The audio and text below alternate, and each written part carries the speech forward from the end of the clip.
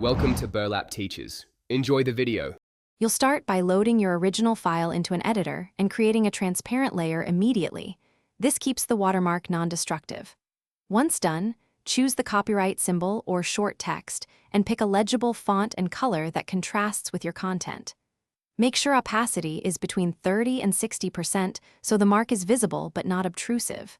You should also decide placement now, corner, diagonal, or tiled, because that choice affects composition and anti-removal difficulty later.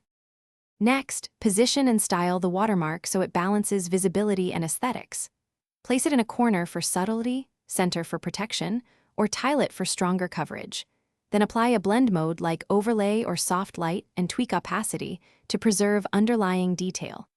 Scale the mark proportionally and lock the layer once satisfied, and optionally add a thin stroke or subtle drop shadow to keep contrast on varied backgrounds. This makes removal harder while maintaining professional appearance. Finish by exporting a high-quality watermarked copy. Use PNG for images to preserve transparency or MP4/H, 264 for video. Make sure to save an unwatermarked master so you can re-export different versions later and name files clearly for distribution. Once exported, inspect at 100% and on smaller screens to confirm readability. If people report removal attempts, increase opacity slightly or duplicate the watermark layer.